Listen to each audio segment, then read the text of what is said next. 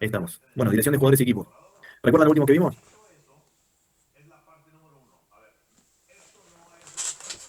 Estuvimos viendo la comunicación estas últimas dos clases. ¿Sí? Vimos que uno de los métodos para mejorar la comunicación entre jugadores es hacer juegos de dinámica en equipo, que ayuda justamente a mejorar la relación entre jugadores y cuerpo técnico. ¿Sí? Estuvimos viendo un juego que habíamos hecho en su momento en un tercer tiempo, luego en entrenamiento, en el cual había jugadores divididos en varios grupos chiquititos de cuatro personas con un capitán. Y ese capitán no era Víctor Capitán, y los otros jugadores entre sí no tenían quizás la relación que suelen tener los que van en el mismo auto, que se hacen amigos. Y bueno, entonces interactuaban entre sí. Había un capitán que era el que le guiaba cómo, ahora lo muestro igual, cómo pasar una soga, ¿sí? A una altura sin tocarla, y los otros los alentaba para que pase esa soga el jugador y era por tiempo, competían entre todos los grupos que se habían armado. Y el grupo que pasaban todos los jugadores sin tocar la soga primero ganaba. Y ahí les muestro. ¿Se acuerdan de eso? Sí, Dani. Se me confundían las clases. Estaba pensando que era la otra que era que habíamos visto el partido de Argentina en la final del 2014. Análisis Ah, de. no, sí. Era la otra Claro. que sí. Se me Así, casi. exactamente. Sí, vimos Sí, a eso. veces a mí también. Como cuándo, cómo. Sí, sí, Sí, cuándo, cómo, quién. Estoy viendo eso también. exactamente. Bueno, ahí repasamos este videito que les dije recién. Y bueno, seguimos con el tema de hoy. Dinámica de equipo se llama. Bueno, el videito este juego. ¿Ahí se ve? Sí, Dani, se ve. Perfecto. Bueno, ahí ustedes ven que es un grupo, ¿sí? Un conjunto de jugadores de cinco, ¿sí? Y de estos cinco hay un capitán. Y luego tenés otros compañeros que entre sí, a ver, se llevan bien, tienen una buena relación, pero no tienen afinidad como suelen tener jugadores, por ejemplo, los arqueros, que entre los arqueros suelen hacer amigos, a pesar de las competencias que tienen, se suelen ser amigos, ¿sí? Porque conviven en el día a día juntos, entrenan juntos con entrenadores arqueros, etcétera. En cambio, los jugadores, hay jugadores que, por ejemplo, tienen más afinidad con los que van juntos, los que van en el mismo colectivo, los que viven cerca, los que viven en la pensión, etcétera. Y entonces, entre ellos tienen una buena relación, pero no quizás una relación con otros jugadores, ¿sí? Una relación más o menos similar. Entonces, para poder mejorar esta comunicación entre jugadores, ¿sí? Ponemos jugadores de distintos perfiles que no tengan entre sí relaciones externas a lo que es el fútbol, ¿no? Entonces, ¿para qué? Para que se genere una afinidad, y esa afinidad hace que el equipo se mantenga unido. Entonces vos cuando vas a competir y ven que, por ejemplo, o ven que, por ejemplo, tu compañero perdió la pelota, y como tenés un buen vínculo, una afinidad, además de ser compañero, lo estimás, se va a matar por recuperar la pelota que perdió tu compañero, para no dejar en evidencia que lo perdió. O si le van a querer pegar, le pegan, van a saltar, ¿sí? Van a saltar por el compañero. Entonces, eso se llama simbiosis, ¿sí? La estrecha relación que existe entre los jugadores o entre las personas, pero en este caso en el fútbol entre jugadores y cuerpo técnico podemos definir la simbiosis, la estrecha relación que existe entre los jugadores entre sí y entre jugadores y cuerpo técnico. Y bueno, y para mejorar la relación entre jugadores, se puede trabajar con dinámicas de equipo, ¿sí? Con juegos de dinámica de equipo. Bueno, y uno de los juegos es este. Hay un montón de juegos, pero justamente este lo traigo al caso porque lo trabajamos el año pasado. Después tenés, para trabajar dinámica de equipo, cuando haces un tercer tiempo, nosotros, por ejemplo, lo que hacemos, después de los entrenamientos, los jueves, bueno, hacemos una charla, etcétera, etcétera, y dividimos, ¿vieron como en la escuela cuando se dividen en pequeños grupos para hacer una tarea que el profe le manda a hacer? Vos, Jan, que sos docente, ¿están ahí? Repetime, Dani. Sí, sí. Ok. Repetime. ¿Viste en la escuela? Cuando Sí. estás en el aula, cuando mandás a hacer tarea grupal y que lo dividís dentro del mismo aula, cuando vos tenés, por ejemplo, 2 horas en un mismo curso, porque una hora es muy difícil juntarlo y que hagan toda la tarea. Pero, por ejemplo, cuando vos te estás estudiando, te estás dando clase, querés hacer tarea grupal, lo dividís en grupos. Obviamente que los grupos se pueden elegir entre ellos o lo podés elegir vos. Y bueno, y lo que también viene bien es eso, justamente. ¿Vos lo hacés eso o lo trabajan en la escuela ustedes? Sí, Dani, depende, por ejemplo, hay distintas dinámicas. Hoy, por ejemplo, los chicos tenían que armar maquetas. Entonces dejé que ellos hagan su propio grupo de trabajo con afinidad y demás, y trabajaron bastante bien. Y la otra es cuando estás cerrando el cuatrimestre, tomo trabajos prácticos de acuerdo a la nota. Entonces lo emparejo con nota. El que tiene 10 con el que tiene 10, por más que se lleven bien o mal, el que tiene 9 con 9, 8 con 8, 7 con 7, y los que necesitan recuperar la nota están juntos. Porque Ah, así mira. también te aseguras de que trabajen. Perfecto.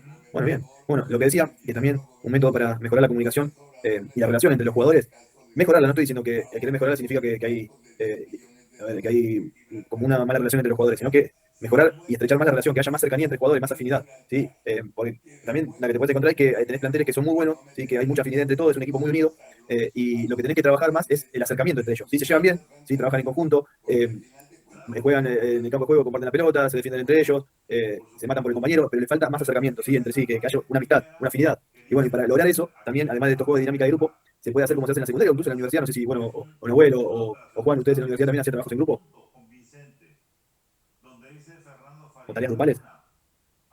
Te comento también, Dani, que yo practicaba vóley y el profe también nos agrupaba por posición. O sea, Bien, los centrales con los centrales, a nosotros yo que era libero que usa la camiseta distinta, me agrupaba con los otros liberos y bueno, así por puesto y nos hacían trabajar. ok, bueno, eso de trabajar por puesto se llama método analítico, ¿sí? Que en sí no es un método de gestión de emociones de los jugadores o de gestión de equipo, sino que es un método de entrenamiento analítico cuando vos separás la realidad del juego, o por puesto, ¿sí? O por línea de juego, o por jugada, ¿sí? Que involucre 3 o 4 jugadores y querés mejorar algo, ¿sí? Querés mejorar, no sé, por ejemplo, si tenés los 9, ¿sí? Separás a todos los 9 y querés mejorar el pivoteo y la entrada. No sé si ustedes escucharon alguna vez hablar del concepto táctico de internada, o una interna. ¿Escucharon hablar de ese concepto táctico? No, no, yo no. Es muy común en España que cuando el 9 o un jugador entra al área le dice internada en el área, internada del 9, internada del 7. Yo lo escuché mucho, bueno, cuando miraba partidos allá en España, así que miraba los partidos que yo, cualquier partido que los periodistas utilizaban mucho ese concepto. También los entrenamientos. Entonces, una internada es cuando vos entrás dentro del área. Por ejemplo, vos querés trabajar con el 9. el pivoteo y la internada al área, separás a todos los 9, ¿sí? Esto se llama método analítico, que vos analizás la jugada que tenés que mejorar y la separás del juego, es decir, no trabajás de manera global, sino que trabajás de manera o individual, o por línea de juego, o por puesto, ¿sí? Con varios jugadores, digo individual, en el sentido de que participa uno, ¿viste? Mientras nosotros vamos mirando hasta que toque el turno, ¿sí? O podés trabajar por línea de puesto, línea de juego, o que involucre varios puestos. Entonces separás el juego, separás el jugadores y el puesto que querés trabajar específicamente, y bueno, lo analizás para, ante todo eso, qué es lo que está faltando. Por eso el método analítico, porque analizás y después lo trabajás de manera aislada del juego para mejorarlo, ¿sí? Por ejemplo, el pivoteo, que recién decía, que lo puede trabajar de esa forma, ¿sí? Sacando los 9, que pivoteen, después que hagan una internada al área, qué sé yo, con un desborde, por ejemplo. Pivotea, descarga con el 5 y abre a la banda izquierda, ¿sí? Para que tire el extremo izquierdo, tire el centro atrás y se interne el 9 en el área. Bueno, a eso se refiere, o capaz que para eso, justamente el profe de vóley, justamente separa por puesto para trabajar específicamente alguna jugada. No quizás para mejorar la dinámica del equipo, ¿sí? O la relación entre los jugadores. Cuando se separa por puesto es eso, es método analítico, se trabaja analíticamente para trabajar específicamente alguna acción de juego que necesita mejorar o reforzar. Pero bueno, también nos hacían hacer Dani, por ejemplo, agarraban 3 jugadores, yo tenía en ese Sí. entonces 26, 27, Sí. nos decía que por favor si podíamos ir 2 horitas antes para entrenar con los juveniles, para mostrarles el tema del trabajo, para enseñarles, ir diciéndole como que Bien. seamos sus tutores, eso también se hacía. Referente, sí, todo bien. Bueno, sirve mucho observar otros deportes, ¿eh? Ahí Guardiola mismo, justo él, cada vez que le hace una entrevista, menciona mucho a Julio Velázquez, Velasco, que es técnico o entrenador de vóley, ¿sí? Y aprendió de vóley, ¿sí? Vos como scouting, mirando otro deporte también puedes aprender o aplicarlo a algunas tácticas que utilizan dentro del deporte del juego, al fútbol, ¿sí? Porque, a ver, lo que tiene en similar las distintas disciplinas, que son, bueno, deportes en equipo, es justamente eso, que trabajan en equipo, tienen que trabajar en equipo y puedes aprender un montón de cosas, no la táctica del juego en sí, sino la dinámica del equipo, ¿sí? El manejo de ego del técnico, del entrenador, porque al fin y al cabo son personas, es un conjunto de jugadores, tanto futbolistas como voleibolistas, como los jockeys, hockey, no sé cómo dicen los jugadores de hockey, no dejan de ser personas, no dejan de ser un conjunto de personas, ¿sí? que uno tiene que dirigirlas. ¿Sí? Por eso justamente esta materia se llama dirección de jugadores de equipo. Y esto mismo se puede aplicar, aunque esto es específico para el fútbol, se puede aplicar para otro deporte, incluso lo de otro deporte se puede aplicar al fútbol, no lo específico, sino lo general. ¿Sí? No, muy bien esa observación. También hay, bueno, conocidos, está Holland que utilizaba la presión alta del hockey, o igual que iba a ver partido de básquet, hay un montón de técnicos que utilizaban eso. Muy bien. Y Grigol, con respecto al básquet, yo algo escuché, si mal no recuerdo, es lo que le hacía hincapié a los jugadores, era el saque lateral, ¿sí? con los basquetbolistas, que se fijaran cómo sacan lateral, ¿sí? O cómo iba la pelota, porque el lateral creo que lo sacan así ellos, ¿no? Sí, puede ir picando para arriba, puede ser lo mismo que como hacemos nosotros en el fútbol. Digo, con una mano, no sé, pero había, yo me acuerdo en su momento que él hacía mucho hincapié en la forma en que jugaban los basquetbolistas y lo quería volcar al fútbol. Cómo se desmarcaban. Ah, también, mirá. En el lateral, viste que los jugadores se van como moviendo para desmarcarse, es similar a nuestro lateral. Mirá, es buena esa, ¿eh? Sí, es bueno hablar o mirar otros deportes. Sí, y también yo lo que observo mucho es el rugby, por una cuestión, dos cuestiones. Primero, antes del fútbol, de llamarse propiamente fútbol, balompié, se jugaba un deporte que era similar al fútbol, que le decían Beautiful Game, ¿sí? Juego bonito, juego bonito. Estoy hablando de 1860 y pico, ¿sí? Pero no se jugaba solo con los pies, se jugaba con las manos. Entonces, había una combinación entre rugby y fútbol, ¿sí? Hasta que en 1860 y pico se dividió a través de la reglamentación de las reglas de juego de Cambridge, ahí en Londres. Se separó el fútbol del rugby, ¿sí? Entonces ahí arrancó ¿cómo se llama esta? La Federation, la FA, Federation Association de Inglaterra, y por otro lado, la Unión de Rugby, ¿sí? No sé cómo se llama en inglés, no me acuerdo si las en inglés. Bueno, y en ese momento se creó el fútbol como tal, con su propia reglamentación, sin llevar el balón con la mano, con arcos, y antes no había arcos, ponían unas piedras, no había unos palos y nada, y el gol valía cuando caía dentro del rectángulo, ¿sí? Y antes valía todo, ¿sí? Que valía tackle, agarraba con la mano la pelota, le pegaba con el pie, los goles lo hacía como quería, atajaba cualquiera, y bueno, hasta que se separó. Y bueno, yo veo mucho rugby porque me llama la atención justamente la historia de cómo dio inicio el fútbol y el rugby. Por un lado eso. Después, en lo táctico, no sé si ustedes vieron, cuando corren hacia adelante los rugbyers para hacer un tanto, el que tiene la pelota tiene que estar por delante del resto. Y van tirando la pelota hacia atrás, no sé si se dieron cuenta, o lo vieron eso, ¿le prestaron atención? Sí, pasa para atrás. Si no, fast forward. ¿No? Sí. ¿Cómo? Fast forward. Tiene que estar para atrás. O sea, el que tira la pelota, el que recibe, tiene que estar atrás. Claro, tiene que estar atrás. Y bueno, y yo lo utilizo mucho eso para que no caigamos en los offside. Entonces le doy ejemplo a los jugadores, incluso hago ejercicios, trabajos de transiciones, en el cual el que tiene la pelota va por delante y el que va a recibir tiene que ir por detrás. ¿Sí? Porque muchas veces cuando se hace ese trabajo, los jugadores que tienen que recibir van por delante porque se quieren anticipar a todos, pero tienen que ir temporizando, ralentizando hasta que el jugador va a dar el pase, ahí recién anticipás, ¿sí? Y entonces no quedan offside. Entonces me fijo mucho eso en el rugby. ¿Sí? A veces no es que me ponga a ver partido de rugby porque son aburridos, porque están en el scrum, están todos ahí como 5 minutos abrazándose, chocándose y corren muy poco hacia adelante, ¿sí? No es como el fútbol que es más dinámico, ahí es muy parado el rugby. Y bueno, y me fijo mucho en eso, ¿sí? Y lo trabajo también para que no caigamos en offside cuando bueno, hacemos el trabajo ese y cuando jugamos el partido, obviamente. Y eso también es justamente lo que decía Jan, observar otro deporte para poder aplicarlo, poder aprender o llevarlo a la práctica con el fútbol. Bueno, ahí vimos lo que es dinámica de... y lo que quería decirles, creo que se lo dije, pero no terminé de redondear la idea. Es que como para mejorar la relación, la afinidad, el acercamiento entre los jugadores se puede hacer. Nosotros lo que hacemos después de los entrenamientos es juntarnos o juntar a los jugadores en pequeños grupos, ¿sí? De 4 o 5. A ver, la idea es para compartir la palabra de Dios, ¿no? En otro caso, pero también para que se conozcan entre ellos, ¿sí? El otro día, por ejemplo, hicimos un juego en el cual se tenían que poner en pareja los jugadores que no tenían mucha afinidad, no es que se llevan mal, sino que no tienen tanto feeling uno con el otro. Por ejemplo, un central con con un extremo, uno que es de Santiago del Estero, perdón, de Tucumán con uno que es de acá, que no se llevan, que no hay trato, prácticamente solo se saludan. Y bueno, entonces La idea era que entre ellos se cuenten cosas importantes, ¿sí? Que se puedan contar, y luego que un jugador presente al otro. Es decir, yo voy con Gonza, Gonza me cuenta parte de su vida, y yo le cuento parte de mi vida, y cuando nos toca a nosotros como pareja hablar, yo lo presento a Gonza con todo lo que me contó, y él me presenta a mí. Es una forma de que se conozcan y una forma también de acercarse entre los jugadores. Y después, bueno, van teniendo afinidad, y así lo vas haciendo cada semana, nosotros cada 2 días lo hacemos, ¿sí? Después lo juntás a ese con otro, y así lo vas separando, y bueno, después también de a 4, ¿sí? Que lo vas trabajando de a 4. Así que, nada, es una forma de mejorar la relación, son juegos de dinámica de equipo para mejorar la unidad del equipo. Bueno, vamos a dónde íbamos acá, ¿no? Acá. Bueno, vamos a compartir pantalla. ¿Un comentario que hace alguien? No, no, me falta. Bueno, compartimos pantalla.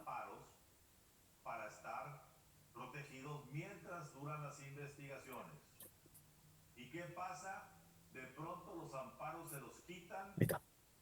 Sí, pantalla completa. Perfecto. Bueno, estamos hablando de la comunicación. Anteriormente, en la comunicación vimos las maneras prácticas de poder llegar al jugador cuando está lejos. Por ejemplo, puede ser a través de un papel escrito, ¿sí? Que le mandas a través de otro jugador para que se lo lleve, para que vea indicaciones, ¿sí? También hemos visto los gestos voluntarios, gestos involuntarios. Todo esto es, bueno, es comunicación no verbal, ¿sí? Ahora, vamos a cómo mejorar. Bueno, esto lo repasé así rápido para entrar en tema de lo que vamos a ver ahora, ¿sí? Eso ya lo vimos la semana pasada. Bueno, ¿cómo mejorar la comunicación no verbal?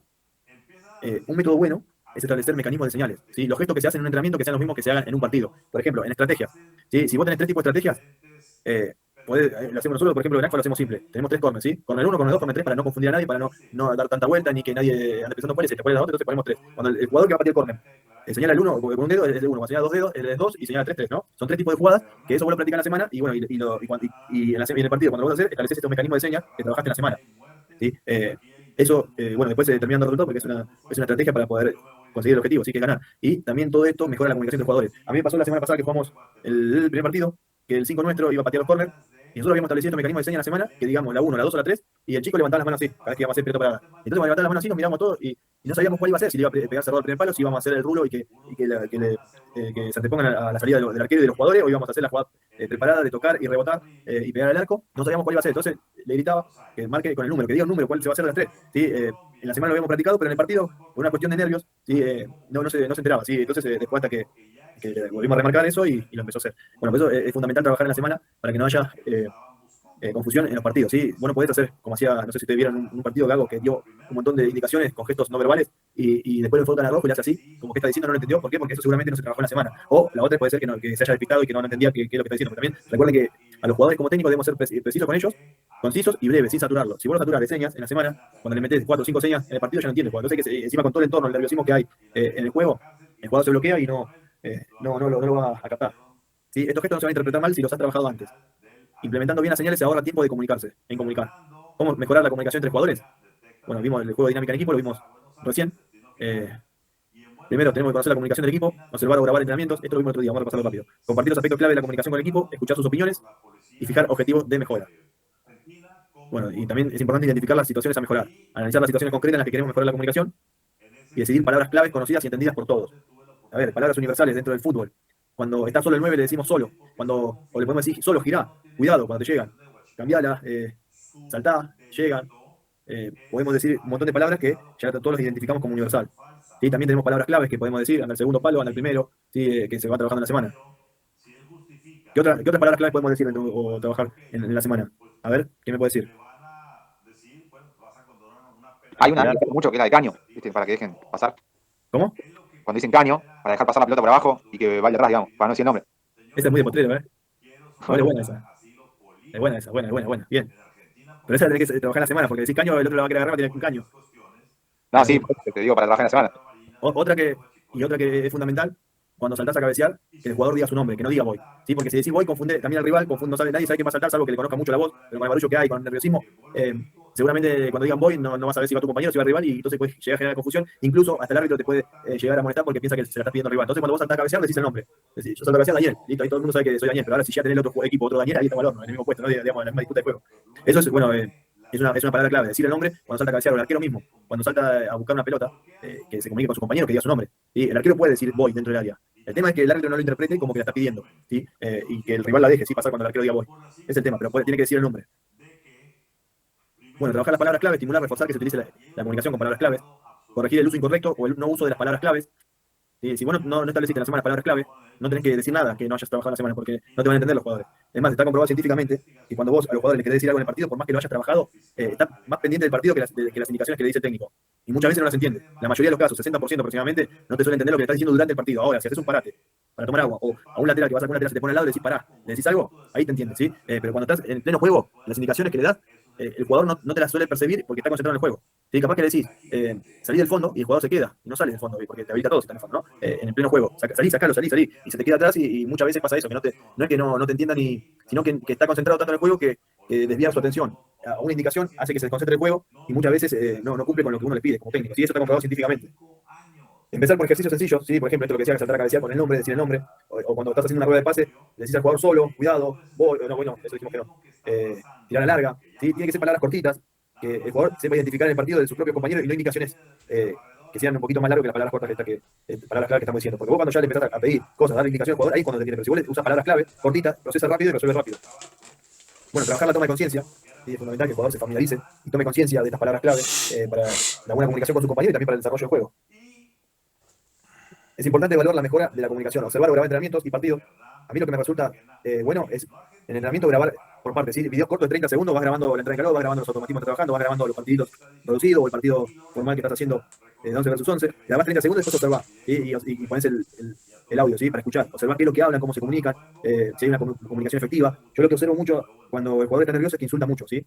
Y eso no lo ayuda a mejorar la comunicación con sus compañeros. Es más, eso es una traba en la comunicación. El jugador que insulta o que recrimina a su compañero termina fastidiándose y fastidiando a los demás. Bueno, y hace que no se comunique bien. Entonces, eso lo vi, por ejemplo, hoy estábamos entrenando, estábamos haciendo fútbol y escuché un chico que empezó a insultar así, después se quejaba de un compañero y bueno, no lo grabé hoy, pero justo yo estaba cerca de ahí y agarré y lo corté, le dije que corte con esa actitud porque no es bueno ni para él ni para el compañero, ¿sí? En el momento, cuando tuvimos alguna jugada que paramos, cuando estábamos ahí cerca. Y bueno, y esas actitudes también las identifiqué con videos que vas grabando así, no te das cuenta, pero porque hay tanto barullo, hablan mucho los jugadores, entonces sí, que está bien que se comuniquen, pero hay cosas que quizás te das cuenta con videos y no estando ahí, ¿sí? Porque estás prestando atención a otra cosa, en cambio en el video puedes repetirlo varias veces, prestando atención a una cosa, a otra, y bueno, y eso ayuda a corregir lo que está mal, a reforzar lo que está bien y a mejorar la comunicación. Sí, además de mejorar el rendimiento del jugador, tiene que hablar de las acciones y patrones de juego. En el video, digo, que eso espero mover. Bueno, poner en común la información con el equipo. Todo esto de lo que estamos hablando, las claves, palabras claves, los conceptos que uno trabaja en la semana, lo tiene que hacer en común con todo el equipo, ¿sí? La información que sea común para todos para que se enteren todos de cómo se van a comunicar. Analizar las mejores y las dificultades con el equipo. ¿Sí? Una vez que intentás mejorar, evaluás cómo mejoró, si mejoró poco o mejoró muchísimo y cambió totalmente. Y bueno, y después lo seguís reforzando si mejoró. Y si no mejoró, lo seguís corrigiendo. Bueno, vamos a toma de decisiones. ¿Qué entendemos como toma de decisiones? A ver qué me dice con sus propias palabras, ¿Se ve pantalla completa ahí? Sí, dice toma de decisiones, Dani. Elegir entre varias cosas, la toma de decisiones es elegir algo. Muy bien. En este caso, la acción a realizar. Excelente. Muy bien. Que puede ser la mejor o no, pues uno puede tomar una decisión equivocada, obvio. Tal cual. Excelente. Excelente definición. ¿Qué más? Creo que lo que dijo John es acertado, porque entre una serie de opciones o posibilidades que tenés frente a algo, elegir la que más conviene. O sea, siempre es base a eso. Exactamente. Y no siempre la misma, depende de los contextos y demás, calculo. Depende de la persona también. También. Muy como subjetivo. Tal cual. Perfecto. Es eso. Exactamente es eso. Ahí vamos a ver una definición más futbolera igual. ¿Sí? Que aplica a lo que nosotros como entrenadores hacemos. ¿Sí? ¿Por qué es crítica la toma de decisiones en entrenadores y entrenadores? A ver quién me dice por qué es crítica. Ahora vamos a ver lo que es la toma de decisión. ¿Pero por qué es crítica? Porque decide quién juega y quién no. Tiene que poner un 11 de 25 que tiene a disposición. Exactamente. ¿Sabes por qué es crítica? Porque nosotros como entrenadores estamos discriminando. No estoy hablando de racismo, Discriminar es justamente lo que dijo recién Jean con la definición. Es elegir algo sobre otra cosa. Una cosa sobre otra. En este caso elegís un jugador sobre otro jugador, elegís un arquero sobre otro arquero, estás tomando decisiones sobre personas. Por eso es crítica la toma de decisiones, porque estamos discriminando. En el buen sentido de la palabra, que no se sobreentienda mal, que no se malentienda. Estamos discriminando. Nosotros cuando elegimos, por ejemplo, vamos al supermercado, elegimos comprar Coca-Cola y no Seven Up, estamos discriminando, o eligiendo, mejor dicho, o uno sobre otro. ¿Sí? Eso es discriminar, elegir una cosa sobre otra. Bueno, acá vemos una foto de un montón de llaves y la mano esta está eligiendo una llave, ¿sí? Está discriminando una sobre el resto. Gran parte de la labor de los entrenadores se basa en la toma de decisiones que inevitablemente tienen que realizar. Discriminamos, esto es lo que vamos a ampliar ahora. Cuando discriminamos en la toma de decisiones no nos estamos refiriendo a un trato desigual hacia los jugadores, sino en que cuando elegimos a uno estamos dejando afuera a otro. Eso es discriminar, ¿sí? Por eso es crítica la toma de decisiones, porque estamos eligiendo a uno por encima de otro, dejando adentro a uno y afuera a otro. Las decisiones que tomamos benefician a unos y perjudica a otros. En pocas palabras, afecta el ego y los intereses de jugadores en primera medida y del entorno en segundo lugar. ¿Cuál es el entorno del jugador, o el entorno que afecta la toma de decisiones del técnico? A ver qué me dice, ¿qué tipo de entorno afecta la decisión del técnico? Primero al jugador, después al entorno. ¿Cuál es el entorno? Y el equipo, porque depende del planteo que va a hacer, y no solo el propio, sino el rival, porque se toma decisiones en base a lo que enfrentás. Sí, en parte sí. Pero ¿saben cuál es el verdadero entorno que afecta a la decisión del técnico? Los dirigentes, ¿sí? Porque yo traje este jugador, los representantes de los jugadores que quedan afuera, ¿sí? La familia de los jugadores que quedan afuera, o están entusiasmados con el próximo partido y lo dejan afuera. Lo dejan en el banco o quedan directamente afuera de la convocatoria. El primer entorno que afecta es el entorno del jugador que queda afuera, ¿sí? Representantes, dirigentes que apostaron por ese jugador, familia del jugador, los hinchas que simpatizan por ese jugador o los hinchas que cobran dinero de ese jugador, porque esto es una realidad, no estoy diciendo ninguna mentira, ni nada fuera, si no, fuera de lugar no está, nada, no estoy diciendo ninguna mentira, es una realidad. Los barra bravas presionan a los jugadores para que esto les paguen, ¿sí? O para que también arreglen entre jugadores y barra brava para que le canten y pidan por ello. Entonces, el jugador que queda fuera afecta también no solo los intereses del jugador propio, sino de sus representantes, de los dirigentes que lo trajeron, de los barra bravas o los hinchas. Los hinchas, por un lado, que simpatizan por ese jugador, y después los jugadores de los barra bravas, perdón, que tienen arreglo con ese jugador. Estamos hablando a nivel de fútbol profesional, ¿no?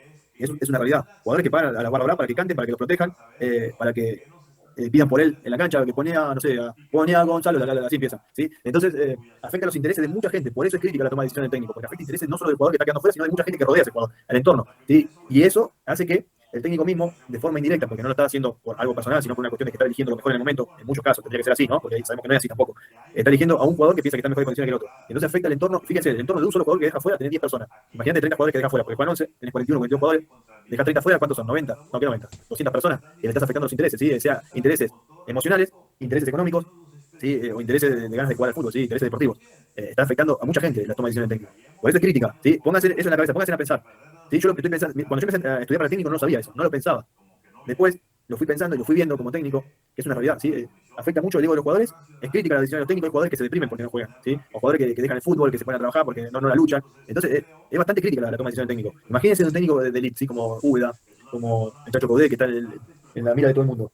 Sí, es muy complejo ser director técnico. Va a haber más gente que no te quiera que la que te quiere. Ahora, si sos Luis Enrique o Guardiola, ahí te quiere todo el mundo. ¿Alguien quiere decir algo?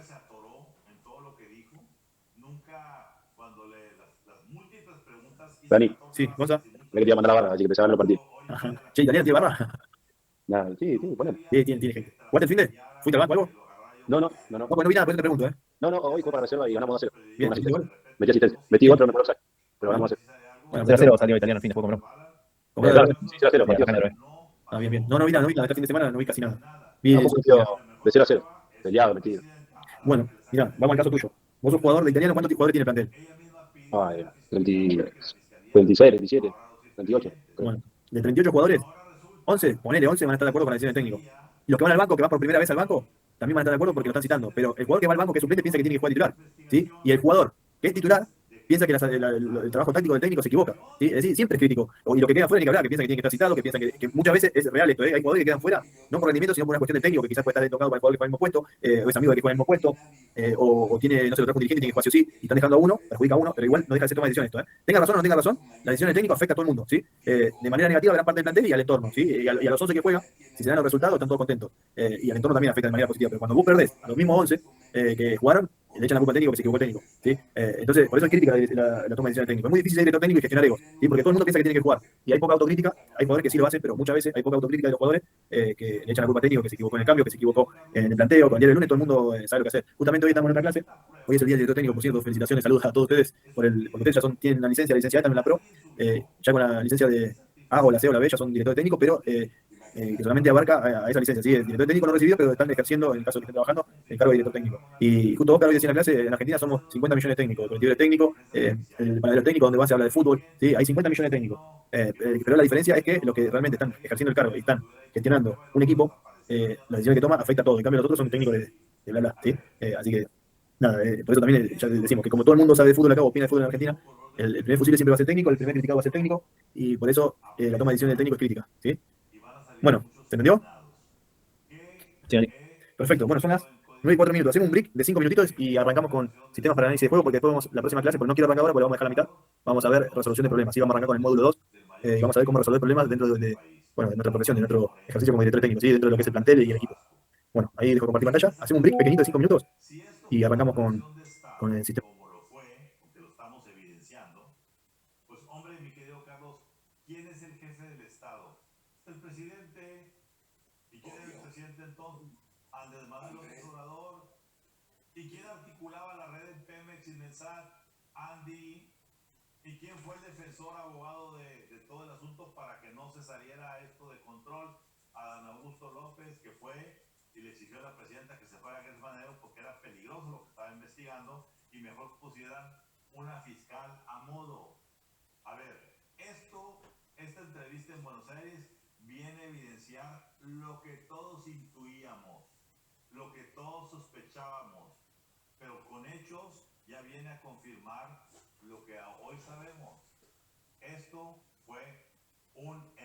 enriquecimiento ilícito del acto de corrupción más grande que ha tenido México en la era moderna.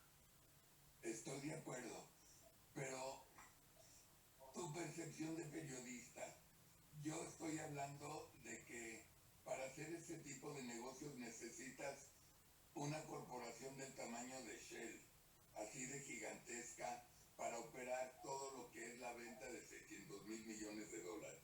Número uno. Número dos. Por eso, ojo, Sí. ojo. Déjame responderte ahí. Ojo, muy importante. Sí. Esa respuesta, mi querido Carlos, va a salir cuando se revele los documentos que se catearon en las computadoras que se decomisaron en Houston, en la calle San Felipe, que tú conoces Houston, y es una calle de corporativos. Esta empresa Icon, ¿sí? Mainstream, esa es la empresa que en su eslogan habla de que es la empresa que se dedica a exportar combustibles a México. La pregunta, y ahorita no quiero aventurar, que me gusta siempre decir las cosas con conocimiento de causa, pero simplemente siembro una pregunta. ¿Quién fundó esta empresa en Houston, Texas? ¿Y quién mandaba los permisos desde Pemex y desde el SAT para que de ahí salieran los barcos y esa empresa contratara barcos y llevara y trajera y demás? Pues alguien que eventualmente vivió del negocio energético en Houston.